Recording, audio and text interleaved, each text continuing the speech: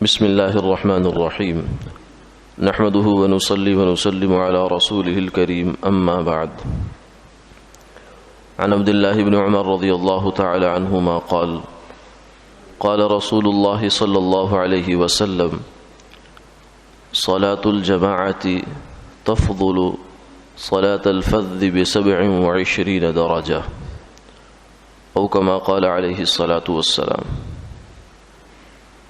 حضرت عبداللہ بن عمر رضی اللہ تعالی عنہما سے مروی ہے کہ رسول اللہ صلی اللہ علیہ وسلم نے یہ ارشاد فرمایا کہ جماعت کی نماز انفرادی نماز سے، اکیلے نماز سے 27 گنا زیادہ اجر رکھتی ہے۔ جماعت کے ساتھ نماز پڑھنا یہ تقریباً واجب ہے، اور مساجد میں جماعت کا قیام کرنا یہ امت کی اجتماعی ذمہ داری ہے۔ مسجد کو آباد رکھنا، خاص طور سے 5 نمازوں کو باجماعت ادا کرنا، اس کی وجہ سے اجر میں بھی اضافہ ہوتا ہے اور اللہ کی رحمت متوجہ ہوتی ہے، اللہ کا غصہ ٹھنڈا ہوتا ہے۔ جب مسلمان اجتماعی طور پہ اللہ کے حضور میں کھڑے ہو کر دعا کرتے ہیں تو اس دعا کے قبول ہونے کے امکانات زیادہ ہوتے ہیں۔ جنازے کے بارے میں فرمایا کہ جس شخص کے جنازے میں 100 کے قریب آدمی جمع ہو جائیں تو اس کی بخشش ہو جاتی ہے، کیونکہ اتنی بڑی تعداد کو خالی ہاتھ بھیجتے ہوئے اللہ کو حیا آتی ہے۔ تو اس لیے جہاں تک ممکن ہو موجودہ حالات میں جماعت کی نماز کو ہم قائم رکھیں گے۔ البتہ یہ ہے کہ بیماری کے خوف اور اندیشے کی وجہ سے حکومت کی جانب سے، انتظامیہ کی جانب سے کچھ چیزوں کی پابندی ہے، اور وہ احتیاطی تدابیر ہیں۔ حکومت کی جانب سے اگر کوئی ایسا جائز قانون ہو جو عوام کی مصلحت کے لیے ہے تو اس کو فالو کرنا چاہیے، فالو کرنے میں کوئی حرج نہیں ہے۔ تو اس سلسلے میں کچھ چیزوں میں ہمارے ہاں بھی جو ہے وہ احتیاط کا پہلو لیا جائے گا، لیکن اس یقین کے ساتھ کہ کرنے والی ذات اللہ کی ہے۔ اس جراثیم سے یا وائرس سے کچھ نہیں ہوتا۔ جس جرثومے کی کو حکم ہے کسی انسان کو لگنے کا وہی لگے گا، اس کے علاوہ دوسرا لگ نہیں سکتا، اور جس کو حکم ہے وہ ٹل نہیں سکتا۔ لہذا ایک مسلمان کا عقیدہ اور یقین تو یہی ہونا چاہیے۔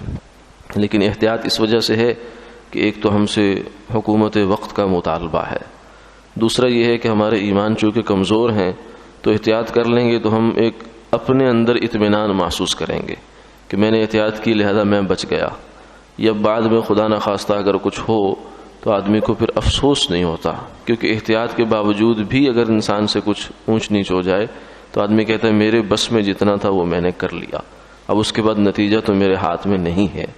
تو یہ چیز ہوتی ہے، ورنہ ان چیزوں پر ہمارا یقین نہیں ہے، نہ کسی مسلمان کا یقین ہونا چاہیے۔ تو جہاں تک شریعت کے دائرے میں رہتے ہوئے ہمارے لیے احتیاط کرنا ممکن ہوگا وہاں تک ہم کریں گے۔ تو اس سلسلے میں گزارشات تھی چند۔ ایک تو یہ ہے کہ اپنے گھر سے وضو کر کے تشریف لائیں، سنتیں کوشش کریں کہ گھر میں ادا فرما لیں، اگر مسجد میں بھی ادا کرنی ہو تو جماعت کے وقت میں تو نمازی حضرات آپس میں قریب قریب کھڑے ہوں، کیونکہ اس میں تو دور دور کھڑے ہو کر جماعت کا کوئی شکل یا تصور نہیں بنتا۔ ہاں البتہ جو ہی فرض نماز ہو جائے، اور فرض نماز بھی کوشش کی جائے گی کہ ذرا اختصار کے ساتھ، یعنی جتنی ممکن ہوگی سنت کے دائرے میں رہتے ہوئے اتنی نماز کو مختصر کر دیا جائے گا، تاکہ دونوں کام رہیں، سانپ بھی مرے لاٹھی بھی بچ جائے، نماز بھی رہے اور اس کے علاوہ جو احتیاطی تدابیر ہیں ان پر بھی عمل ہو جائے۔ پھر نماز جو ہی فرض نماز ختم ہو تو پھر مطالبہ تو یہ ہے کہ سنتیں وغیرہ گھر میں جا کر پڑھی جائیں، لیکن اگر یہاں بھی کسی نے پڑھنی ہو ساتھی نے تو وہ پھر متفرق ہو جائیں۔ اب فرض کی جگہ چھوڑ کر سنتیں پڑھنا ویسے ہی بہتر ہے، کیونکہ زیادہ جگہوں پر ہم نماز پڑھیں گے تو زیادہ ثواب ہوتا ہے، وہ جگہیں گواہی دیتی ہیں انسان کے لیے، اور پھر اس لیے متفرق ہو جائیں، ذرا دور دور، کم سے کم 1-1 میٹر کے فاصلے پر اگر آدمی ہو تو اس سے یہ ہوتا ہے کہ امکانات کم ہو جاتے ہیں اس جراثیم کے لگنے کے۔ اور اس کے بعد جو ہمارے ہاں دروس وغیرہ کا سلسلہ ہے، جیسے ابھی فجر کا درس ہے، یہ تو مختصر انداز میں انشاءاللہ کوشش رہے گی آخری حد تک کہ جاری رکھا جائے اس کو. اور اسی طریقے سے رات عشاء کا درس ہے، وہ بھی ابتدائی درجے میں یہی مشورہ ہوا ہے کہ وہ درس ہوگا، لیکن ساتھی مل کر بیٹھنے کی بجائے ذرا متفرق ہو کر بیٹھیں گے، دور دور ہو کر، کیونکہ آواز تو الحمدللہ سب تک پہنچ جاتی ہے، تاکہ یہ خیر کا سلسلہ جو ہے وہ جاری رہے. اسی طریقے سے یہ بھی طے ہوا کہ مسجد کو بالکل ویران نہ چھوڑا جائے. جیسے ہم اپنے صحت کا، اپنے جسم کا خیال رکھ رہے ہیں، ایسے ہی ہمیں مسجد کا بھی خیال رکھنا ہے. یہ بھی ایک اللہ کی مخلوق ہے اور یہ دعا کرتی ہے. جب یہ آباد رہتی ہے تو ہم بھی آباد رہتے ہیں، ہم بھی شاد رہتے ہیں. اگر یہ ویران ہے تو پھر ہمارے لیے بھی اچھا شگون اور اچھی علامت نہیں ہے. تو اس کی صورت پھر یہ ہے کہ فرض نمازوں کے لیے تو جمع ہونا ہوتا ہے، ورنہ عام حالات میں کوشش کریں کہ اپنے اوقات مسجد میں گزاریں، الگ الگ دور دور بیٹھ کر اپنی تلاوت، ذکر، اذکار، جو بھی کوئی، کیونکہ اب فرصت بھی ہے. فرصت کے یہ دن، چھٹی کے دن غنیمت ہیں. ان کو بجائے اس کے کہ ہم لوگ ٹی وی پر اور ایسی خبریں سننے میں جن سے آدمی پریشان ہی ہوتا رہتا ہے اور کچھ حاصل نہیں آتا اس کے ہاتھ میں سوائے پریشانی کے، ذہنی الجھن کے، خوف کے، موت کے خوف اور سائے جو ہے وہی اس کے آس پاس منڈلاتے رہتے ہیں. پتہ نہیں میں بھی جا رہا ہوں، میرے ساتھ بھی یہ ہو جائے گا، میرے ساتھ بھی. تو بجائے اس خوف کی فضا میں سانس لینے کے اور ان ٹی ویوں سکرینوں پر زیادہ بیٹھنے کے، سوشل میڈیا، اس کی بجائے اپنے اوقات کو اعمال میں لگائیں. یہ فرصت کا وقت اللہ نے ہمیں غنیمت دیا ہے، ان اوقات کو اپنے اعمال میں لگائیں. ذکر، تلاوت، نوافل، استغفار بہت اہم چیز ہے جس سے آئے ہوئے عذاب اللہ ٹال دیتے ہیں. وما كان الله ليعذبهم وهم يستغفرون. استغفار یہ رسول اللہ صلی اللہ علیہ وسلم کا قائم مقام ہے. فرمایا کہ اے میرے محبوب، جب تک آپ ان کے اندر ہیں اس وقت تک اللہ ان کو عذاب نہیں دیں گے، اور جب تک یہ استغفار کر رہے ہیں تب تک بھی اللہ کا عذاب نہیں آئے گا. اور استغفار کا مطلب ہے اپنے گناہوں سے صدق دل کے ساتھ معافی مانگنا، صرف زبانی علامتی نہیں بلکہ دل سے معافی مانگنا کہ یا اللہ ہمیں گناہوں سے پاک اور صاف کر دے. اور بالخصوص ان حالات میں کیا پتہ کسی کا کب بلاوا آئے، لہذا اپنا نامہ اعمال صاف رکھنا چاہیے. اور پھر اس کے بعد جو ہے مسجد کی آبادی کی کوشش ہو، لیکن انفرادی طور پر، تاکہ اعمال چلتے رہیں، مسجد کی بھی برکات ہمیں حاصل رہیں، اور اس کی برکت سے ہماری آبادیاں، ہمارے گھر، ان کے اندر بھی یہ چیزیں رہیں. پھر کچھ اور تدابیر میں سے جو ہے وہ یہ بھی ہے کہ مصافحے سے گریز کیا جائے.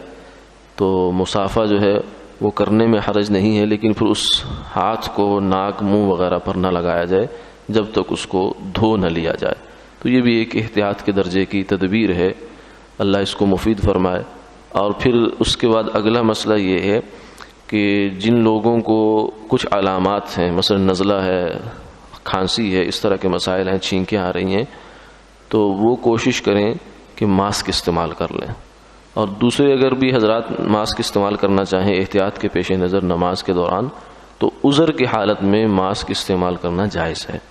بغیر عذر کے تو منہ ڈھانپنا جائز نہیں ہے، لیکن عذر کی چونکہ حالت ہے تو اس لیے یہاں اب روکا نہیں جائے گا. شریعت مطہرہ اجازت دیتی ہے کہ ماسک استعمال کر سکتے ہیں، وہ بھی فرض نماز کے دوران جب آپ کر رہے ہوں، یا ویسے بھی دائیں بائیں چل رہے ہیں تو بھی آپ استعمال کریں گے. اس کو ایک احتیاط ہے اور تحفظ کی چیز ہے، اسے اختیار کرنا چاہیے. تو یہ چیزیں ہیں. اور اپنی صدقات کا بھی اہتمام رہے. پہلے بھی نشستوں میں عرض کیا کہ اس طرح کی آفات و بلیات سے انسان پیسے سے نہیں چھوٹتا کہ ہم چاہیں کہ ہم زیادہ پیسہ رکھیں اپنے پاس تو اس سے ہمیں کوئی ریلیف مل جائے گا، نہیں. اور زیادہ ہم اپنے پاس مال جمع کر کے رکھیں گے ہمیں سہولت رہے گی، نہیں. یہ تو سہولت ملے گی اللہ کو راضی کرنے سے. تو فرمایا کہ بلا کے، آزمائش کے آنے سے پہلے صدقہ کر دو تاکہ وہ بلا آزمائش کو صدقہ ختم کر دے، اللہ کے رحمت کو اپنی جانب متوجہ کر دے، جس کے نتیجے میں اللہ تعالیٰ عافیت کا معاملہ فرمائے. اور جو دعائیں ہیں، دعاؤں میں اپنے لیے، اپنے رشتہ داروں، اپنے متعلقین کے لیے، اور اس کے علاوہ جو ہے محلے کے لیے، ملک کے لیے، پوری امت مسلمہ کو دعاؤں میں یاد رکھیں. فرمایا امت محمدیہ صلی اللہ علیہ وسلم پوری کو دعاؤں میں یاد رکھیں تاکہ اللہ کا کرم متوجہ ہو جائے. اور الحمدللہ کرم متوجہ ہے، مسلمان اس حادثے سے کم متاثر ہو رہے ہیں، اور بھی اگر ہم متوجہ رہیں گے اللہ کی جانب تو اللہ کا کرم اور متوجہ ہو جائے گا۔ اور کوئی بات تو نہیں؟ ٹھیک ہے، جزاک اللہ۔